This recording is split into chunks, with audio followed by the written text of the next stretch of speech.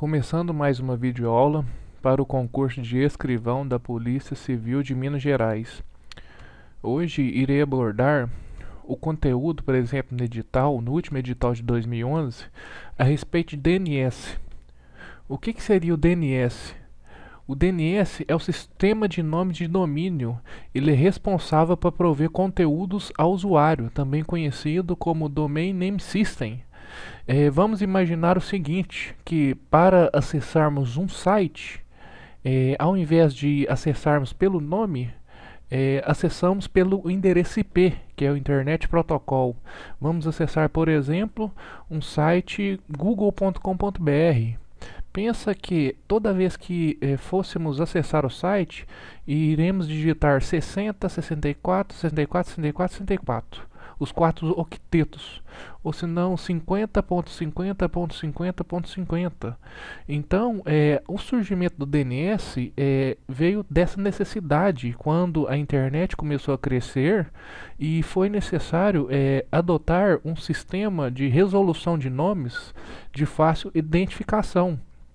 E temos que saber também que os tipos de servidores DNS, eles existem 3 tipos. Temos o DNS autoritativo, temos o DNS recursivo e temos o DNS reverso.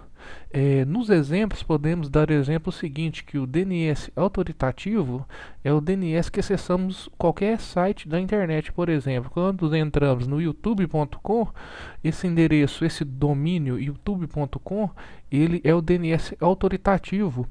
Quando acessamos o DNS recursivo, o que é o DNS recursivo? É o DNS que roda no servidor local que provém acesso à internet.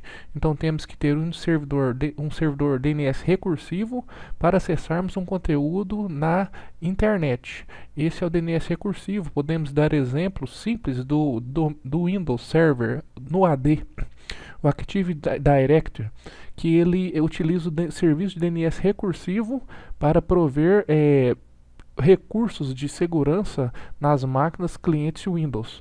E temos também o servidor de DNS reverso, que ele é responsável por checar se realmente aquele domínio, por exemplo, google.com.br, o retorno dele realmente é desse endereço IP associado ao nome.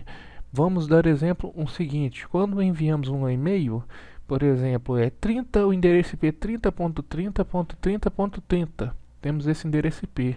No domínio exemplo.com.br. Então, quando eu recebo um e-mail de exemplo.com.br, o meu servidor de e-mail ele irá checar se no endereço IP associado ao domínio exemplo.com.br esse endereço IP reverso é referente a esse domínio. Porque se no servidor de e-mail não fizer essa checagem e identificar que pode ser um spam, esse domínio ele vai para a lista negra, ou senão vai para o filtro de spam, quando o servidor de DNS reverso ele não é configurado de forma correta. E temos que saber também que temos aqui o DNS, ele é um protocolo da camada de aplicação no modelo TCP/IP na camada 7, que ele roda na porta 53. Então temos a porta TCP e também temos a porta UDP. A porta TCP ela é responsável para transferência entre zonas, entre DNS autoritativos. Quando temos o DNS primário e temos o DNS secundário, utilizamos a porta TCP, porque os servidores primário e secundário eles vão trocar informações entre si utilizando o protocolo TCP, que é a forma de conexão que ela é válida. E temos o protocolo UDP, que é o protocolo responsável para a resolução dos nomes. Então ele tem uma resposta que ele não é necessária a confirmação, e o protocolo UDP ele é o responsável para a resolução de nomes. E também vamos falar um pouco a respeito do serviço de round robin, que é o serviço de balanceamento de carga, utilizado por alguns provedores de acesso, até mesmo alguns sites maiores.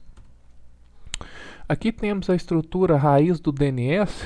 Então aqui temos a estrutura raiz, Aqui temos os domínios, se ele é .com, se ele é um domínio reservado, que é um domínio governamental, ou se é um domínio .org sem fins lucrativos. E dentro dos domínios .com, que são os domínios comerciais, temos o .com.br, temos o .nz e temos o .ca.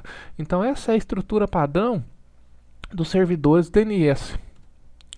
Agora aqui temos dois modelos. Temos aqui o modelo TCP/IP e também aqui temos o modelo OSI. O modelo TCP/IP, eles são 4 camadas. O modelo é referencial ao modelo OSI. Então, o surgimento no primeiro instante foi o surgimento do modelo OSI aprimorado para o modelo TCP/IP. Então, quando estamos falando do DNS, ele está na camada de aplicação, também conhecido como Layer 7. Então, ele está na 7ª camada do modelo OSI, ou se não, no modelo TCP/IP na 4ª camada. Então, aqui temos o modelo referencial OSI e temos aqui também o modelo TCP/IP.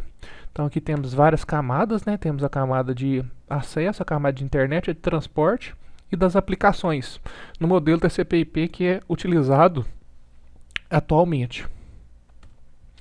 Então aqui quando falamos de servidor DNS, então pensa que vamos acessar um site, ou se não a máquina local. Quando instalamos um programa local no servidor ou no computador, essa aplicação, por exemplo, um banco de dados local, ela é instalada no servidor da máquina, ou se não no endereço IP localhost.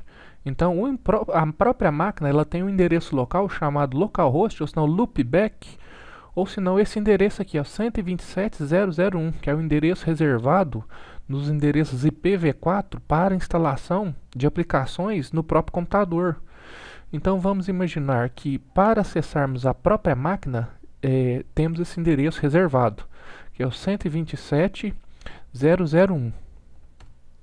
E aqui temos uma outra imagem, um teste de ping, o qual temos o mesmo endereço localhost. Então, se observarmos aqui, temos localhost escrito, só que aqui temos o endereço 2.2.1. O que significa esse endereço 2.2.1? Esse endereço é o endereço localhost IPv6. Então, no 127.0.0.1 temos o endereço IPv4 da máquina local. E aqui abaixo temos o endereço IPv6 da máquina local. O localhost do IPv6 ele é conhecido como 2.2.1.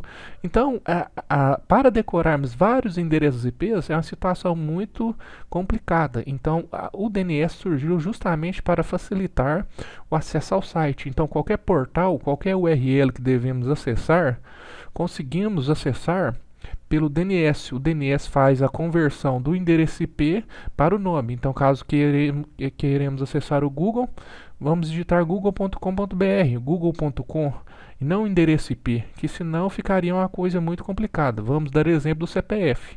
Então, caso queremos saber o nome da pessoa, não é necessário o CPF. Então, é basicamente da mesma forma. E aqui temos um exemplo de um recurso utilizado no Google. Então vamos imaginar o seguinte: como que sempre acessamos o Google e a gente vê que o serviço de disponibilidade de serviço do Google é quase 100%. Então sempre que acessamos o site google.com, vimos que o site sempre está no ar. Então é justamente de um recurso utilizado nesse exemplo aqui. Eu utilizei uma tela do Linux com o comando dig para me verificar quais são os servidores IPs IPv4 do Google. Então temos aqui o domínio google.com. E se observarmos aqui, temos vários endereços IPs, temos os endereços IPs das mesmas classes de rede, porém os hosts finais são várias máquinas diferentes que respondem o endereço google.com. Ou seja, cada hora que acessarmos o google.com, ele pode estar acessando um endereço IP em uma parte do mundo diferente. Então, se acessarmos o Google nesse momento, poderemos acessar esse. Se atualizarmos a página, o endereço IP poderá já ser esse. Então, o recurso round robin ele funciona como um balanceamento de carga, o qual o endereço a URL google.com sempre ficará disponível por vários endereços IPs. Então acessamos google.com, mas existe um algoritmo por baixo que ele faz cada hora o google.com acessar um endereço IP diferente. Então essa é a finalidade do round-robin, um recurso do DNS, o qual coloca o domínio no serviço de alta disponibilidade, um serviço de balanceamento de carga, ou seja, estamos acessando uma URL, porém poderíamos estar acessando 500 servidores, e com isso a gente tem mais velocidade porque conseguimos dividir o tráfego de rede. E aqui temos um exemplo do recurso round-robin do DNS. Então temos aqui os usuários. Vamos falar, chamamos os hosts, temos o host 1, host 2 e o host 3.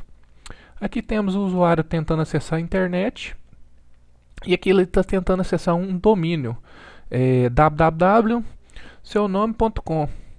E aqui o serviço de DNS ele faz a resolução de nome, ele pega o endereço IP e transforma em nome. Então, após essa conversão, se estamos acessando esse site aqui, seunome.com, podemos observar que ele está acessando um endereço IP, o final 1, o final 2 e o final 3.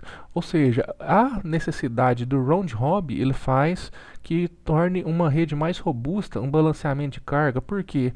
Porque se ocorrer algum problema nesse servidor que está localizado numa parte do país, o serviço do domínio continuará disponível, porque esse servidor estará indisponível, porém temos mais 2 servidores no ar. Isso aí você aumenta muito a velocidade, também até a disponibilidade do serviço do DNS. E aqui temos uma nova imagem de uma topologia de rede. Temos aqui uma rede 192.168.10/24, que é uma rede relacionada pelo número de bits. E aqui temos uma rede 92.6820/24. Então aqui para as máquinas conversarem em redes diferentes, que temos 2 redes diferentes, é necessário um roteador. Nesse roteador ele terá o serviço de DNS, o qual fará uma máquina acessar outra. Por exemplo, se aqui estivesse configurado exemplo.com.br nessa rede 2.0, essa rede 92.168.1.0 conseguiria acessar justamente por esse roteador, o qual utiliza o serviço de DNS, o serviço de resolução de nomes. Agora aqui temos um exemplo relacionado à consulta do DNS reverso. Quando entramos em alguma URL ou algum IP, por exemplo, aqui temos www.exemplo.com, que corresponde ao endereço 295.168.23. E quando ele retorna essa mesma consulta do endereço IP reverso, ele sabe que o exemplo.com retornou o mesmo endereço IP de origem. Ou seja, então para o envio de uma mensagem, de um e-mail, ele sabe que esse endereço IP corresponde a esse domínio. E com isso o servidor de entrega de e-mails aceitará essa mensagem e não irá considerar ela como spam. Essa é a função do DNS reverso.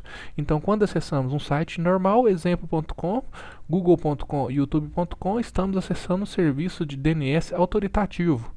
Quando estamos enviando e-mail, o e-mail ele é recebido, temos o serviço de DNS reverso, que ele sabe que esse endereço IP está associado a esse domínio.